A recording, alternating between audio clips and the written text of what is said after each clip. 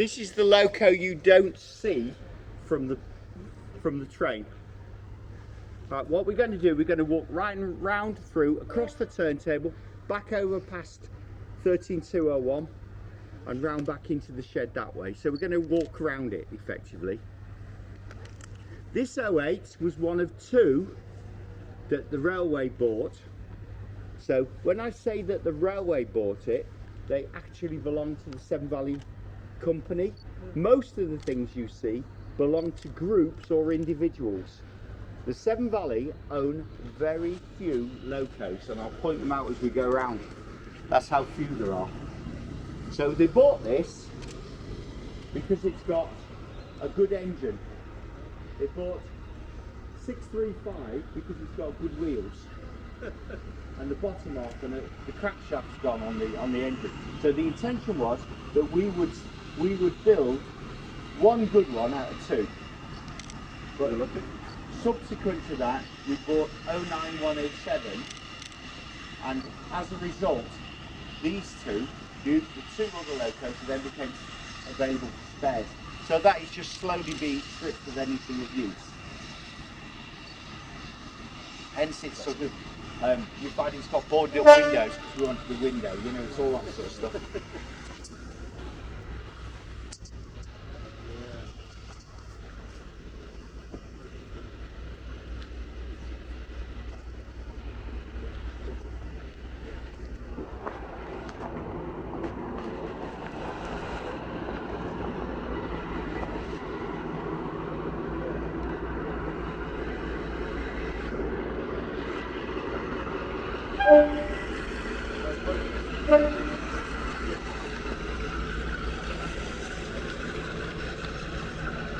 The turntable is ex-Fort William via the Bluebell Railway. So in Fort William they had to turn observation carriages. That's what the tanks on the side are for. A loco would come on and it would take the air out of the tanks to create a vacuum, and it's the vacuum that drives the motor. Right. So this turntable has three means of propulsion. It has vacuum, hand winding, and you can also, the slots in the end where you can put a bar in and push it round. Okay, it's an unbalanced table. You probably watched on steam videos where they're trying really hard to get the loco in the middle. This one is designed to have the loco at one end or in the middle or wherever. So this end, so you can connect it up to the brake system. This little piece here, from here to the middle, will work on its own. You don't need the other piece. And for quite a while when we were building it, we only had this piece in. The little motor is really impressive. If anybody remembers Mammoth as a toy steam engine, this is a double cylinder reciprocating engine, and it's got no valves, and it does its timing by the fact the pistons move backwards and forwards like that. But it's really, really superb. It's just, the turntable is just going through a mechanical overhaul. The next stage is to paint it and make it look a bit better. Right, we will walk straight across.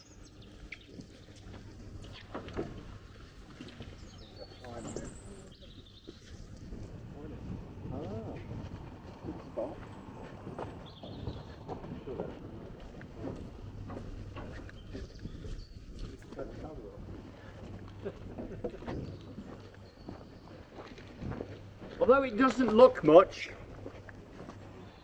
that 4-ton rapier, H4 rapier, is quite rare. Built in 1964 for British Railways, originally supplied in bright yellow. The guys who restored it had it painted maroon so it looked older, and the really tacky transfer on the side. I had a new one to replace that. They wanted the tacky one, and they don't like it. Really scrappy. It is certified. It's a wonderful piece of kit. Like I said, it's ex-Bletchley Depot.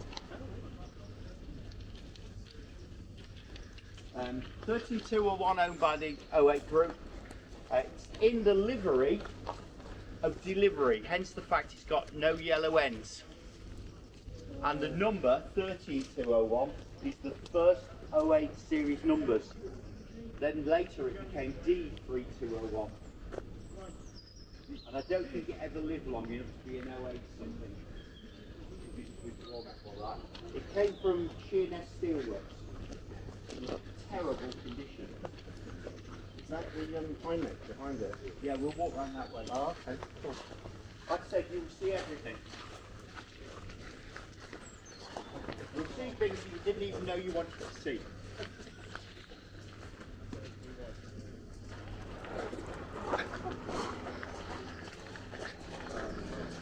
Although it looks like a piece of scrap, this is actually the radiator unit for 08635, and I will explain a bit more about why it looks like this later. The high mech behind it belongs to the DTG, Diesel Traction Group. It is their number 4 loco.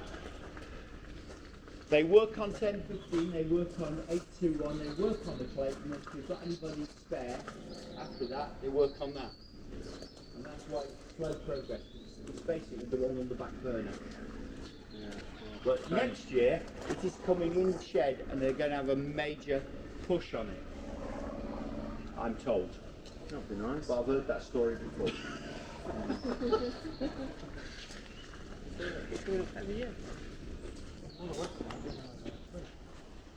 No. Oh, fine, Nick.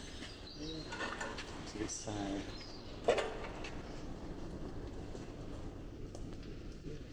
So we'll walk this side. When we come back, we'll walk the other side. So let's walk this side first. Right. Mech and lifting jacks. We can lift any loco in the country with these.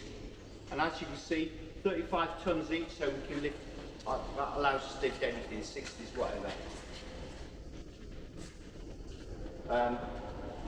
821 is one of the last 2 surviving warships.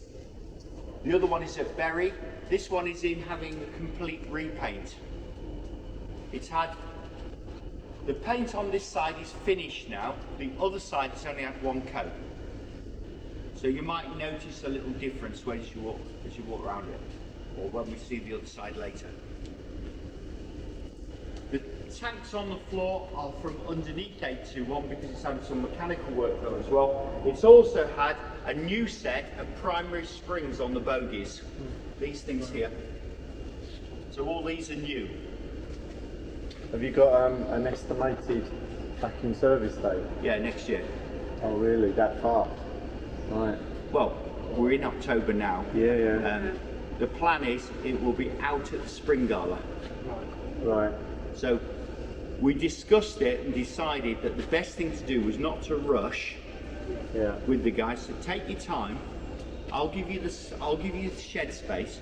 Take your time, get it right, get it out exactly how you want it, and then it will come out. And said, yeah, we'll do it for Spring Gala.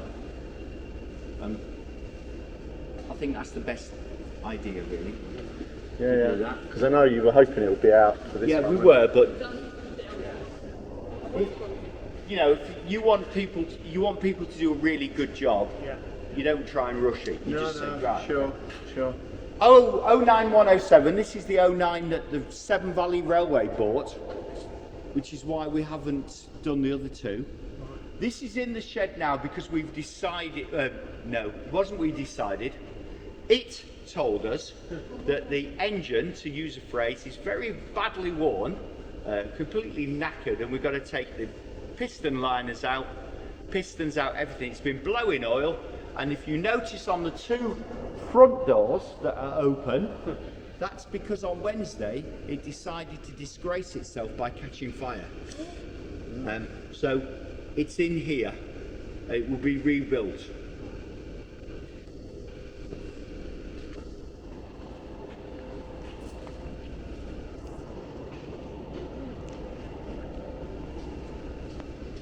As we move down, you've got the Class 11, the black one. This is an LMS design from before the Second World War, and you could consider it to be daddy to the 09. It's got smaller wheels as well, which is worth noting.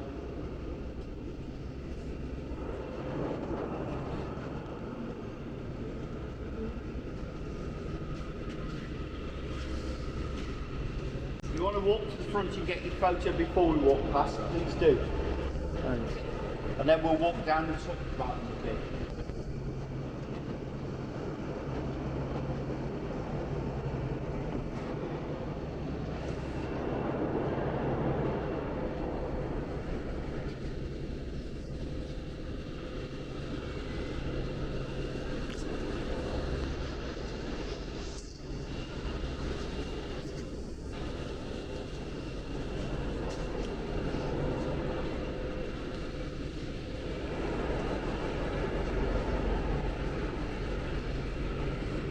Get the two warships together at some point. That took about 10 minutes. And theirs is blue as well, so it's this will be the only time we get together next year, which is the plan. Oh really? It will be the only time that they've ever been together in the same livery, I'm told. So that's a plan to get them together next year? That would be a popular day. Where would that be? Well, I'm not 100% sure. But this is Deltic.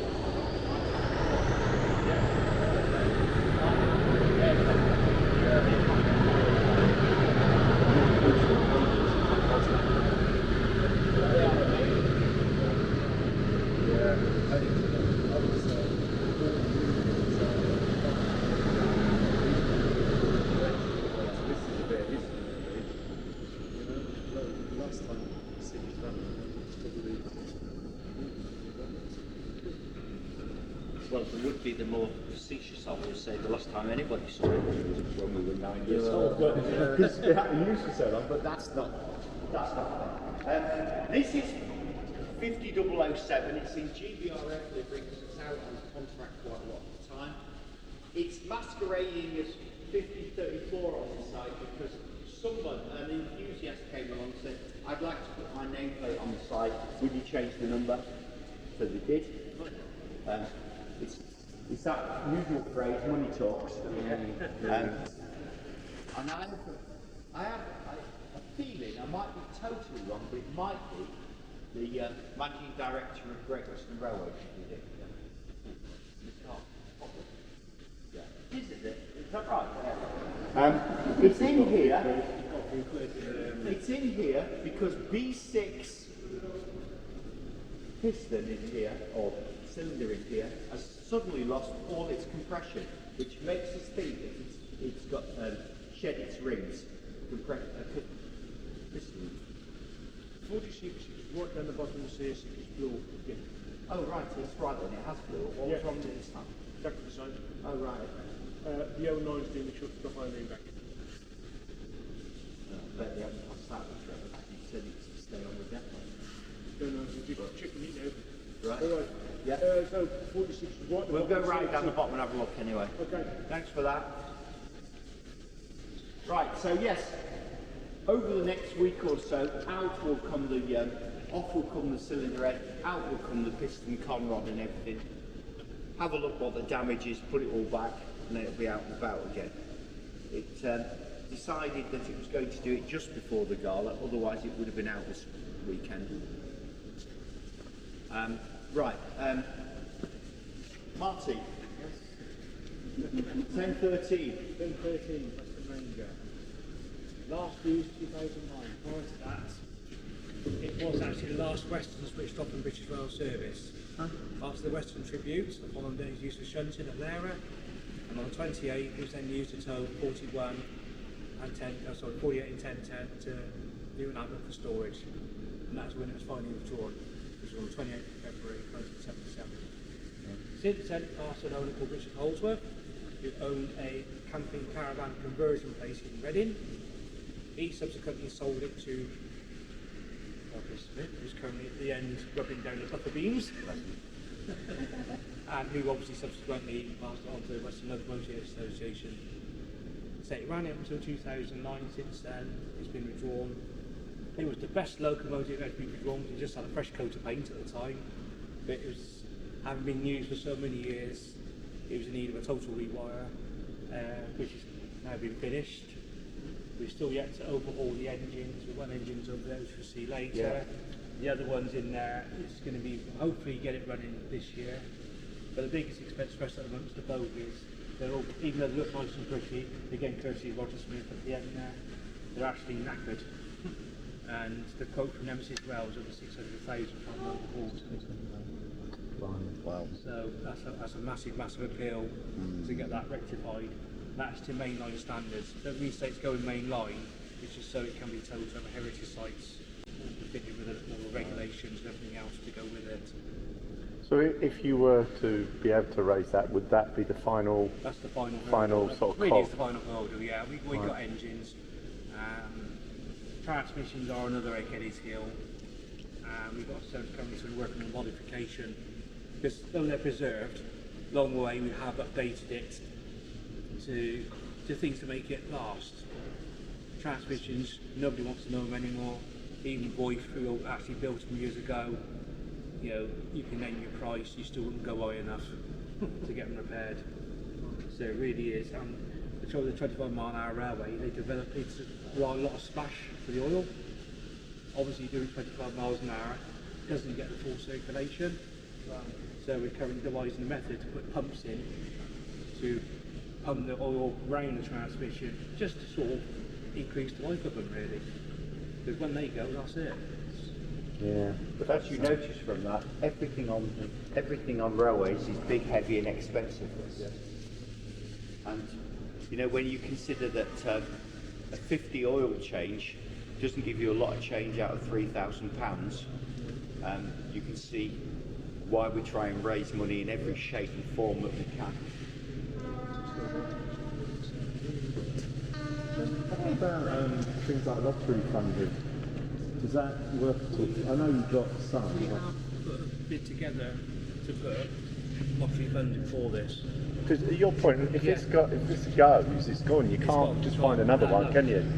We haven't actually got an application process. If you go onto our website, we've got the Bogie Appeal Fund. You've got to raise so much money yourself, Right. then you submit the application. Right, that makes sense. That is in process. There's two ways we can go. We want to go the Rolls-Royce way.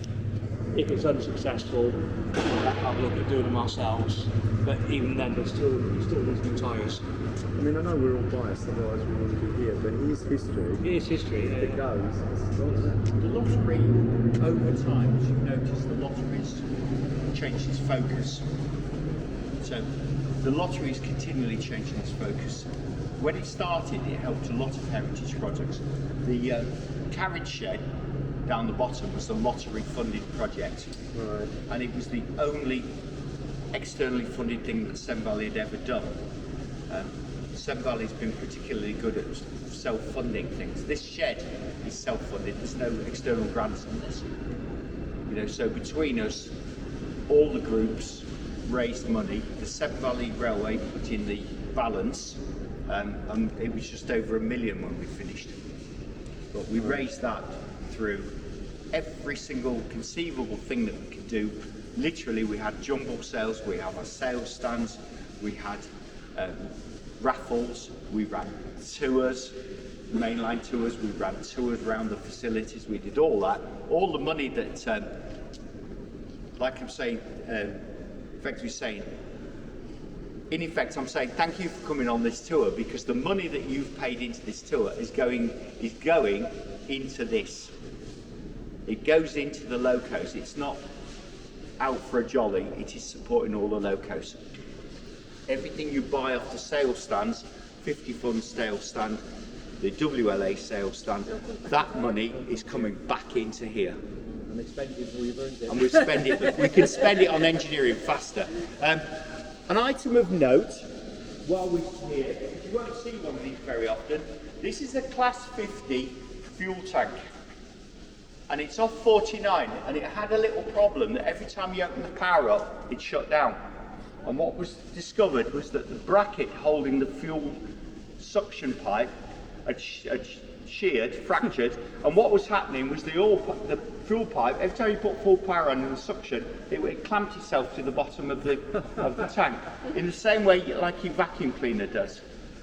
So the solution was, cut a hole in it and have a look. So that's why it's got a hole cut in it. And it's a dirty black hole, but you will probably never see the inside of the 50 fuel tank again. Amazingly, on 49, when it was being refurbed at Doncaster, somebody left a sandwich wrapper, bread wrapper, in the tank. And they had to cut it out to find it. So ironic that the same loco has had the same problem twice.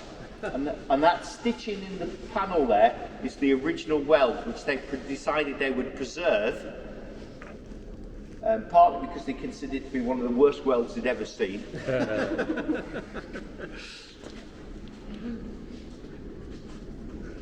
But yeah, so what we'll do, we'll walk outside. Presumably you want to go outside.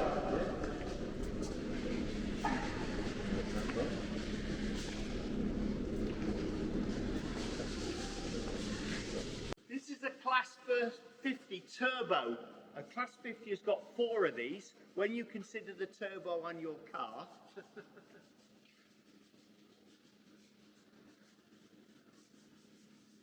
Hey, Rog. Hi.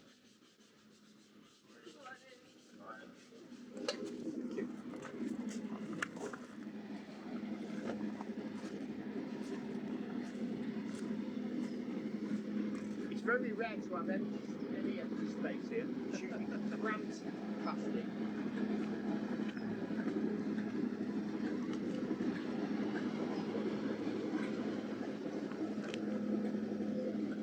To photograph these two, we'll go on the other side.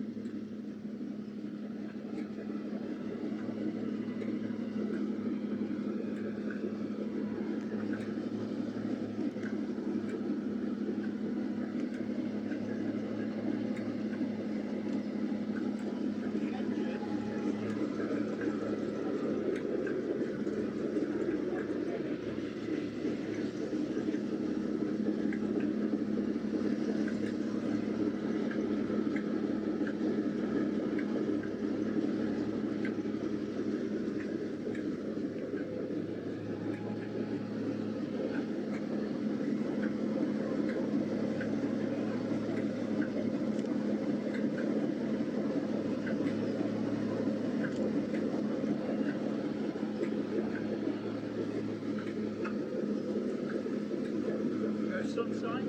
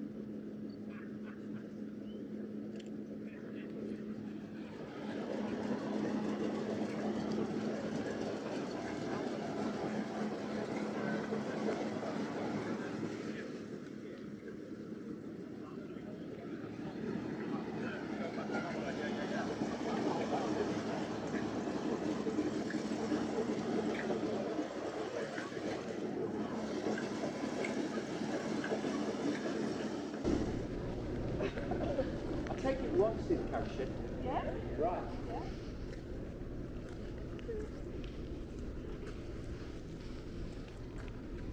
What we'll do with the carriage shed, it's the usual thing about walking through the shed. Please be aware of the fact you're going to walk down a platform with no fencing on it. You're also later going to walk by the side of a pit with no fencing on it. Please be vigilant. Like I said, if you fall off, we'll photograph you first and assist you after. So, if you've got any questions about the coaching stock as you go through, ask. I know certain things about certain coaches that I've worked on, others are a little bit of a mystery. The Severn Valley, as you probably noticed, has got one of the best coaching carriage collections of anywhere. We have got 64 maintained coaches. So when you consider that some railways struggle to maintain 4, and we've got 64 that we could just take at any one time and use. And that does not include, as you will see, there are some that are under restoration. I'm not including those. There's some that we haven't even started, that we've got in pieces elsewhere on the railway. I'm not including those either. So it's a wonderful collection. There's not many railways in this country that can put together an 8-coach LMS set, an 8-coach LNER set, 2 8-coach Great Western sets, and a Great Western dining set, and 2 sets of Mark 1s. There we go. And our most modern coach, apart from the post office vehicles, which are Mark 2s, and we use them as cupboards effectively. The LSL Mark 3s don't belong to us, they're just here as a store. But our most modern used coach is 1961, a Mark 1 from 1961. So do you earn money from storing? Yes, yes, and as I've said to every group who've walked round, the only thing that on this railway that's making money today are you and those, because I'm costing them money. The shed's costing them money.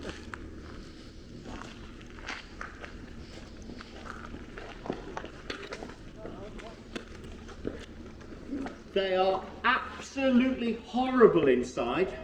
Oh, alright. At the moment, because Mark 3s have forced ventilation, and these have had no ventilation for about 18 months, 2 years. When they came out of service, they literally had beds that had been slept in and were just pulled to one side, and you can see where people had the body shape of somebody who'd been in them, and they literally walked up out of them and they were withdrawn. Likewise, there are some of the coaches that were set up for people to go in and were just withdrawn, so they're all fully got all the bedding and everything gone down, and on board it's got that sort of moulding thing on it.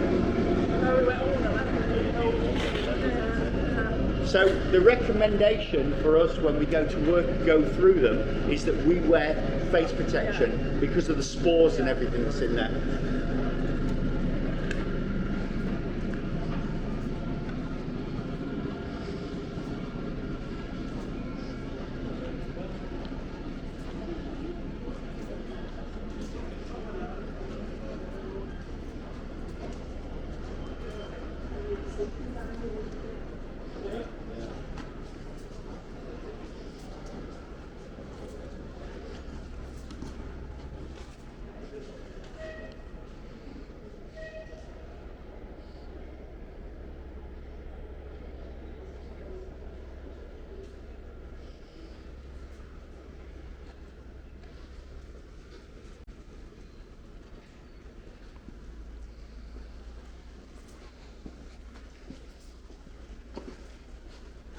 Like I was saying to you, what his plan was, is that at the moment, it's going to take 3 of these berths for one couple. Wow. So that what you'll have is 2 proper beds, bathroom, your own toilet, bathroom, shower, little bit of a lounge with your beds. So, Probably done what time we're sleeping. Yeah.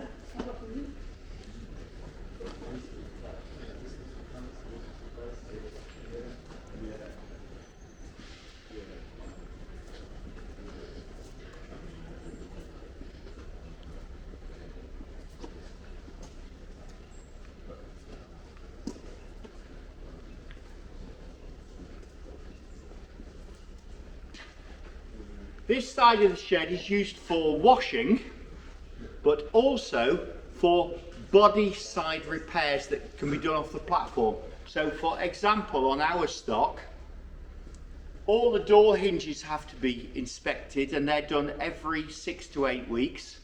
All the door locks, they will be inspected and checked every 6 to 8 weeks.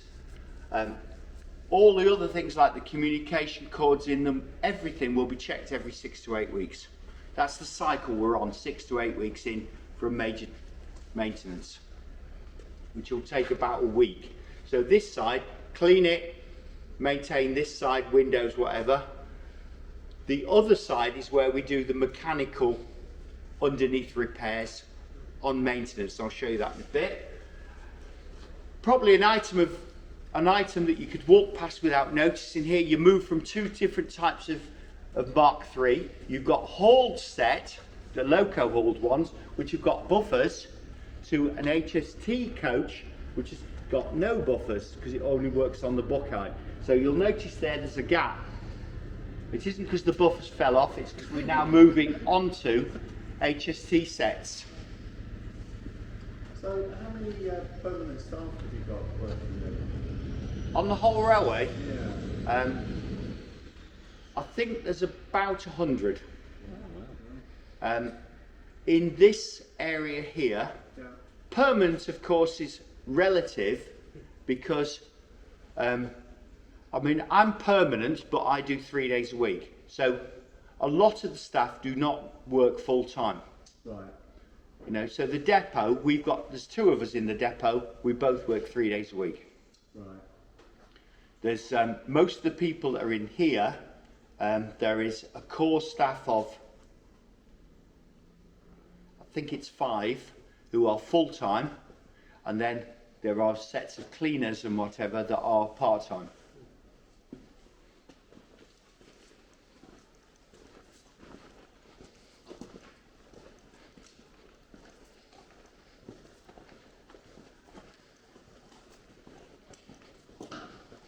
The other note of interest for this shed is this road, number 4 road, is 16 coaches long. Number 5 road is 15 coaches long, and that's because the building is curved.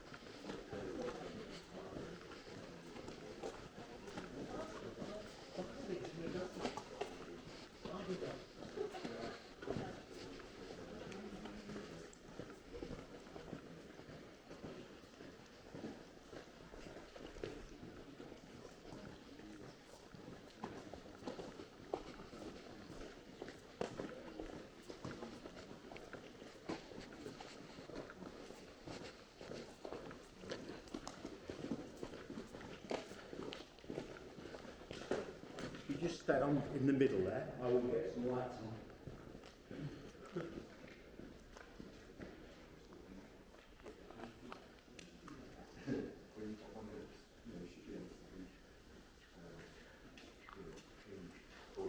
I have to think every time I come here where the light switches are.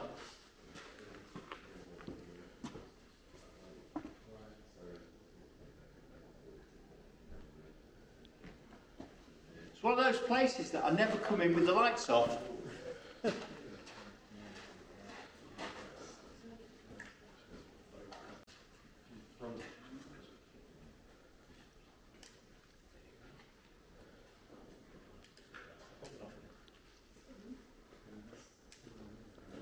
Got it. Right.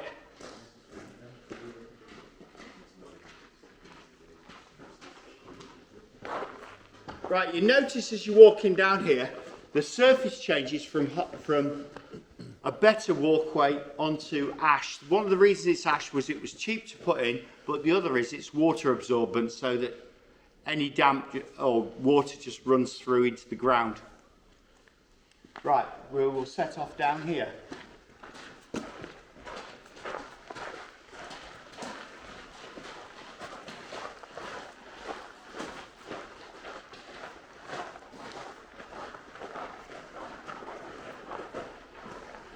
Converted Mark I, which is used as a breakdown coach.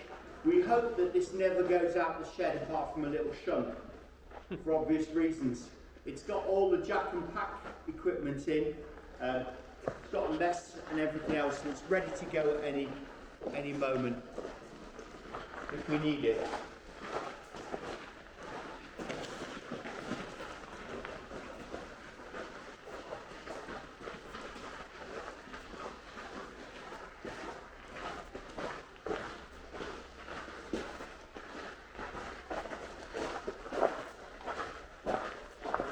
Coaches on this side today, these are spares.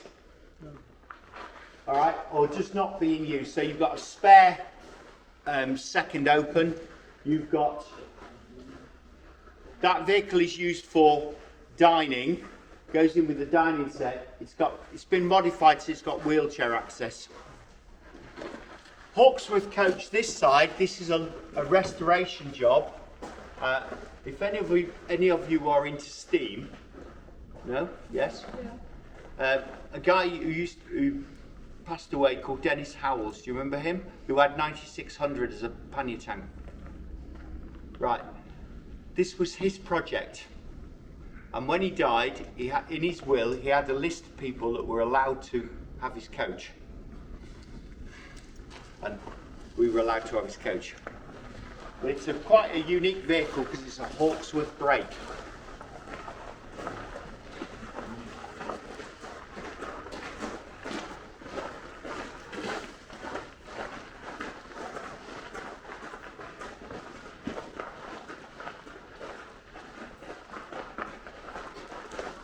Great Western siphon for milk and perishables, whatever. That's in here because, as you can see, it's to try and protect it from the weather. It does come out occasionally and get used, but we try and keep it inside because it really seriously needs some TLC. One of two that the railway have got. We've got one of this sort and one of the other sort as well.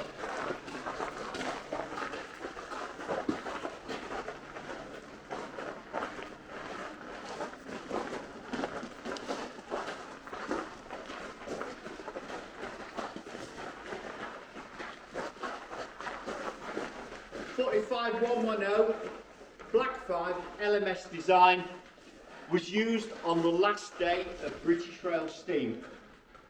So it ran one of these, I'm trying to think, was it 16 guinea specials? Whatever it was on the last day of Steam that was involved. Lady Armadale, little industrial loco, been here for a very long time on the Severn Valley, and behind us 7325 Great Western Mogul. I'm told that this Mogul is the next loco to go to Bridgnorth for a major overhaul.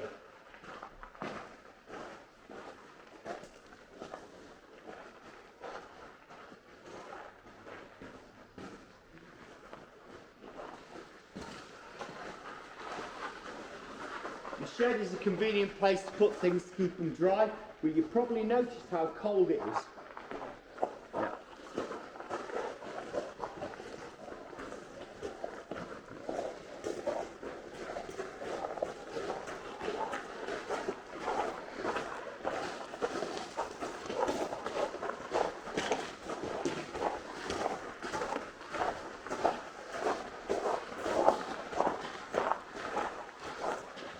Right, we'll go round this way and out the corner because we're looking for a peak.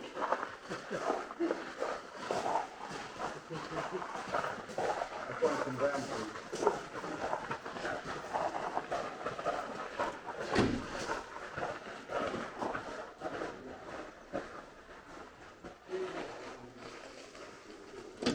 Right, now I've located it. I know how. The easiest way to find it is on the way back. Let's go and find it on the way back.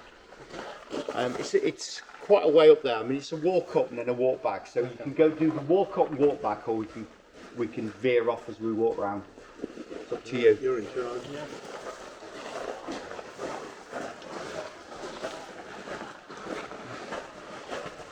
Just go to locate the peak and see if it's going different from the other way.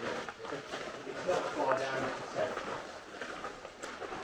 When you say right down the tail, it's not. It's 3/4 of the way down.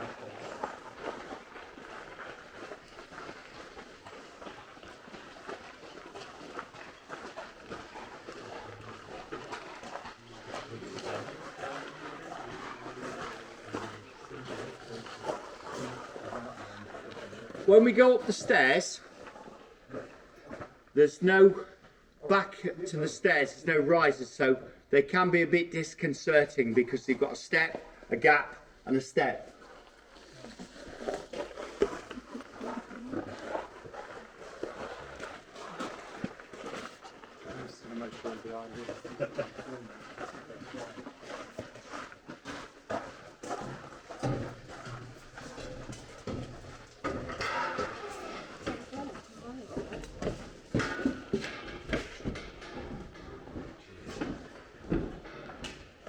Got a mega spring on this door.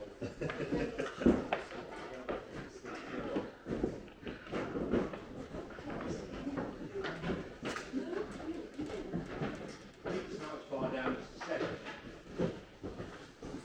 Right, a couple of things you might notice is how much warmer it is on the side. That's because this is the sun side of the building.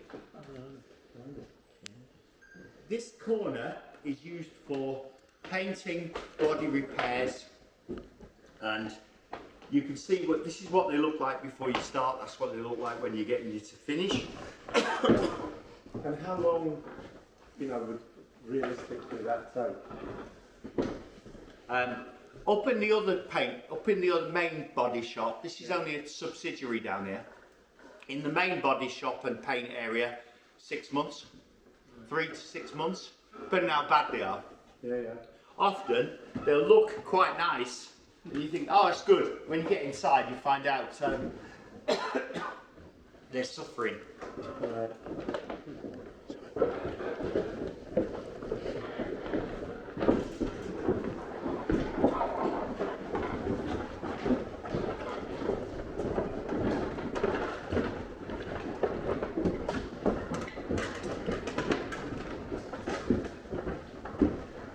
Those of you that have visited the railway for years and years and years, 1086 is an old hero. You're bound to have travelled in that.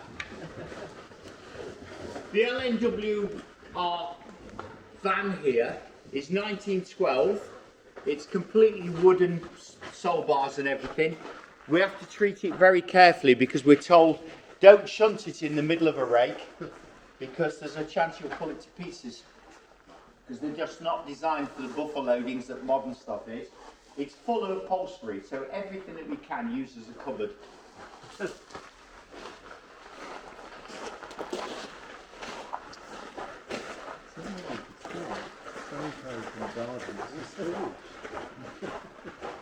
I think about that? You can test it, man. Or maybe we could do a deal, 2 cages a week. Just to bore you to death, early Mark ones had a Midland pattern bogey. Yeah? Okay, you say so? Yeah. Well, I'll show you. There must be a later pattern bogey somewhere. But you're making one mistake there. What's that? You think I'm going to understand it different? You will when you see it. Oh, okay.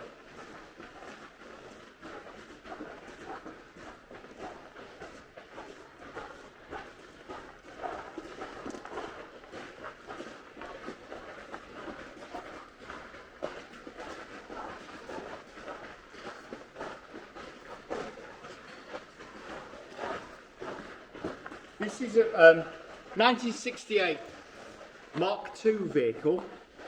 Modern bogies, it's used as a store. Okay, and it's probably, I can't remember which one this is, but one of them has got no brakes at all, it's just through piped. Looking on the other side, 7511, first class LMS diner. When that came to the railway, it was a shell. Everything was missing on it. So all the fittings have been collected from either, going through auto jumble type things, or they've had them made so that it's authentic LMS. Next to it, 7960, this is a LNER first, third composite dining cone kitchen. And when it's in service and it's all nicely polished, we like to ask people and say, you'll notice that there are a couple of areas that are chrome and a couple of areas that are brass. And when it's all polished and shiny, the brass looks lovely, you ask the question to a modern audience, which is first and which is third? And invariably, people point to the brass and say first class. But in 1930s, when this was built, chrome was very expensive. Chrome is first class, brass is for the poor people. But nowadays, it's completely reversed because we get everything chromed and it's cheap, and brass is expensive. Amazing switch in the 100 years.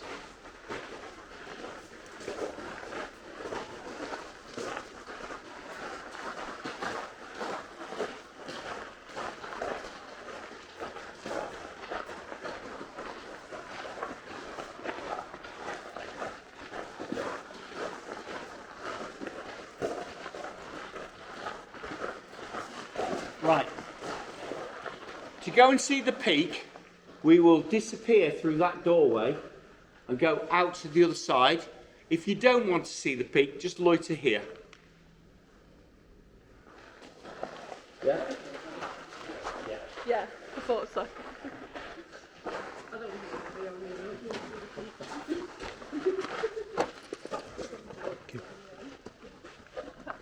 Thank you.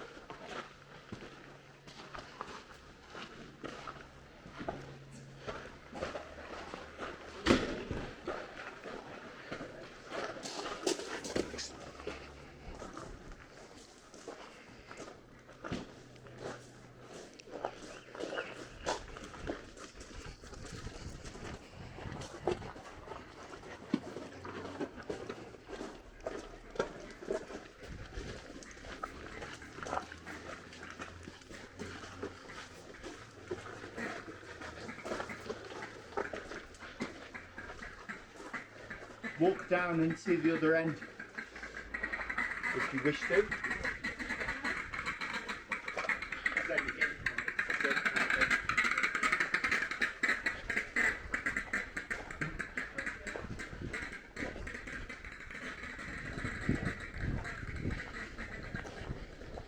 Toolbox here, so there's somebody here. Oh, back again then.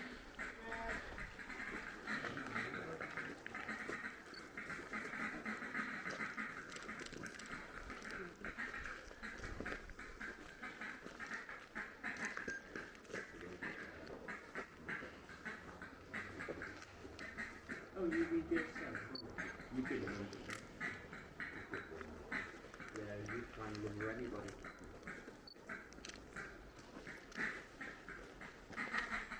Usually I get lumbered with it, and I'm glad to say it anyway. Oh, that's cool.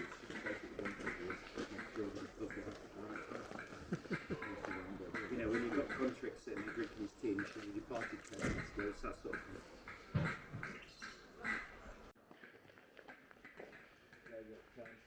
The woodwork and do what they want out here.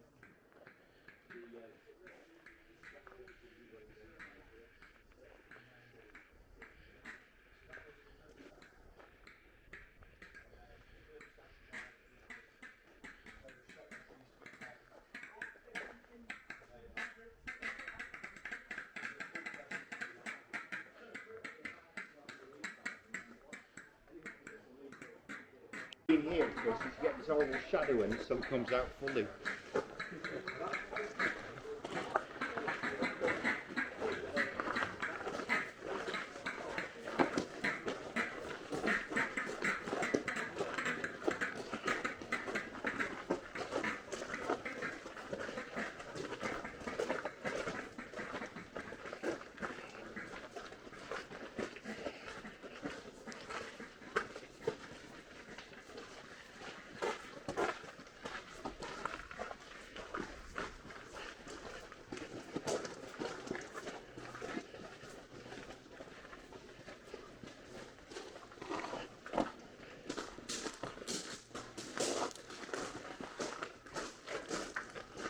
Just go back in. Well, we'll put the door behind us in case you have to do different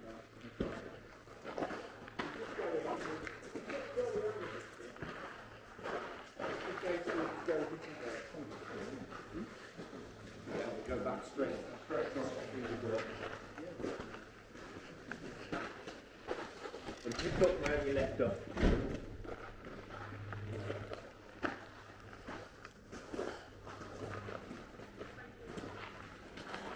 Have a warm as well. So this side of the shed is usually all these empty spaces that you see today, usually full of coaches. This side of the shed is where we do the mechanical inspections and the mechanical repairs for service vehicles. Anything serious goes off up to the carriage works.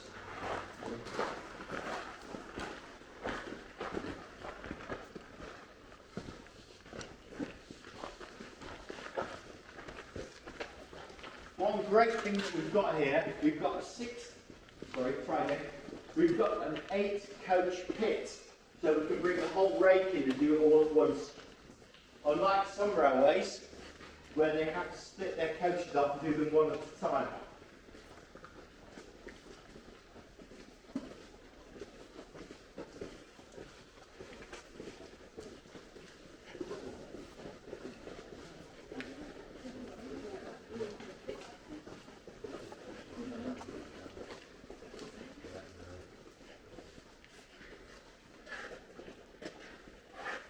Just to give you some trivia about Mark 1s, the later Mark 1s had Commonwealth bogies, which are these big steel cast ones. They were cast at Stocksbridge on the Penistone line. This bogie, when new, in the 1960s, cost the same as 4 semi-detached houses. Just to give you a relative price. That's London houses, not northern houses. It's probably worth 100 northern houses.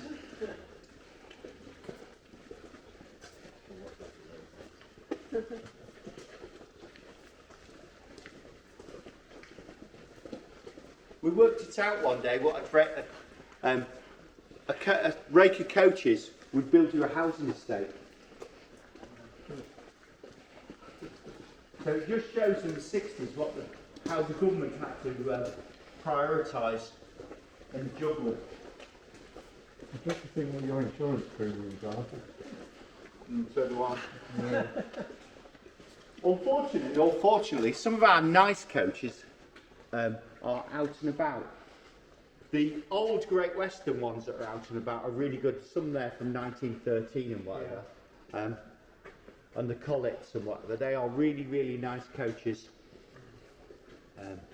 Which I'd love to have shown you, but of course you can ride on them, which is even better. And I suppose the good thing about the Severn Valley is we don't have coaches, well, we have very few coaches that are not in use, so therefore you can experience the Great Western ambience, the LNER ambience and whatever.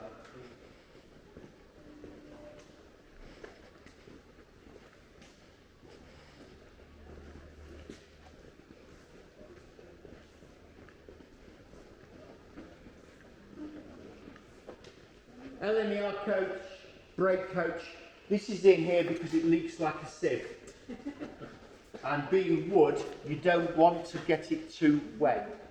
Amazingly, the LNER persisted with a steel frame and screwing wood to it. Whenever everybody else had gone on to full steel construction, they were still battling it out with this. Great Western Auto Coach. 178 is the original Great Western Auto Coach. The driver stood in here and drove.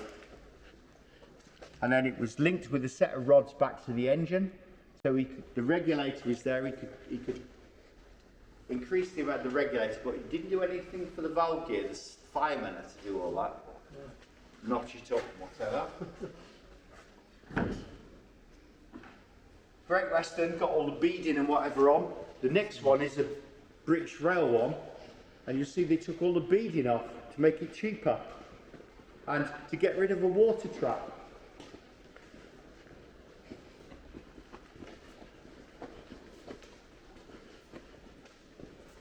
Well, BR Western Region give them a bit of identity by giving them all nice little names.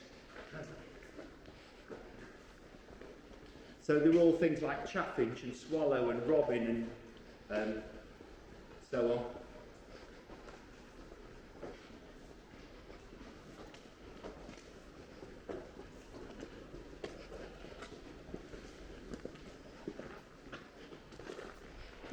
So that's it. Kidderminster's biggest single-storey building.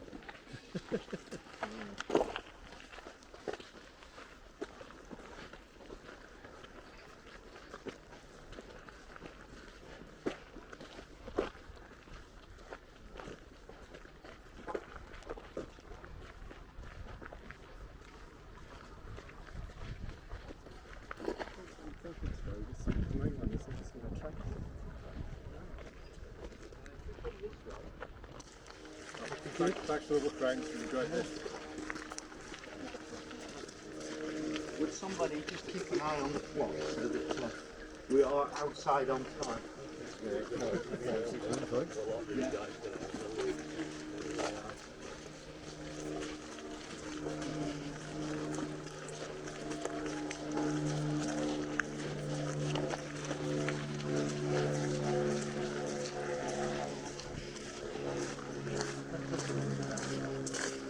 go next.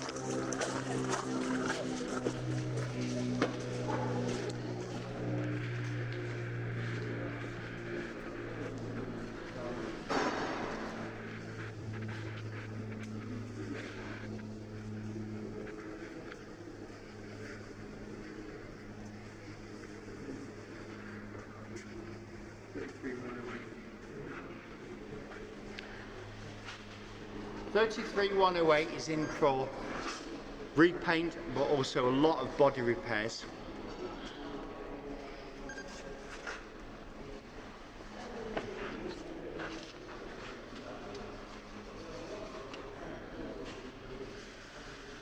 When it came in, they told me it was going to be finished in October. Which October? 2021. I'm saying that loudly so Jules can hear. Oh, that just happens to be a year ago.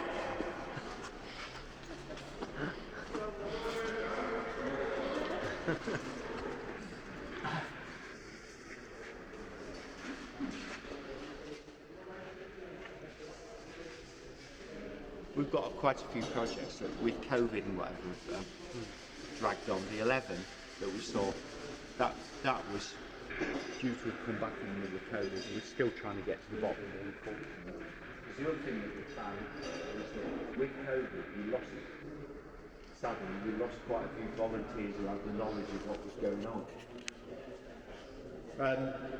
This underneath is 08635.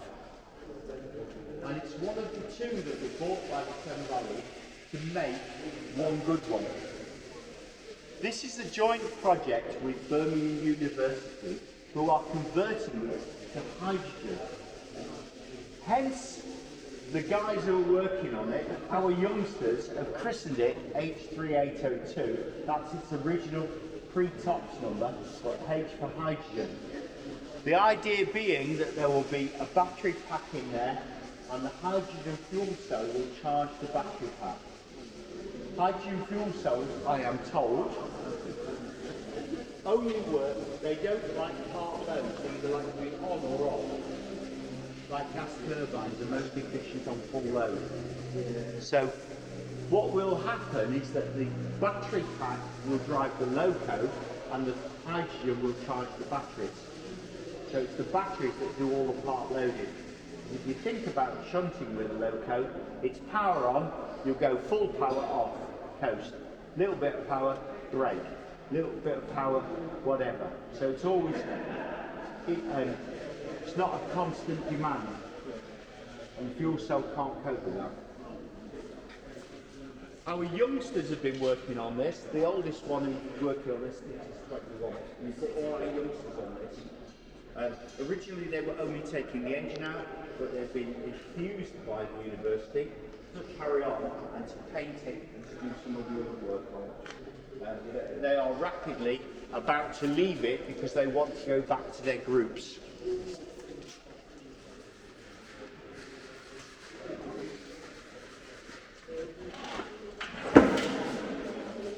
two items here. You've got two Maybach engines. This is the one off 1013, right, which is under the overhaul. The one on the back for 1015 is being converted from marine application to rail application. It's come from India. It's an MTU engine. It's 2,000 horsepower, but it's damn later to go back into 1015. Transmissions can't cope with 2,000 horsepower. Otherwise, you'd have a 4,000 horsepower Western. Just think that's what we'd be like.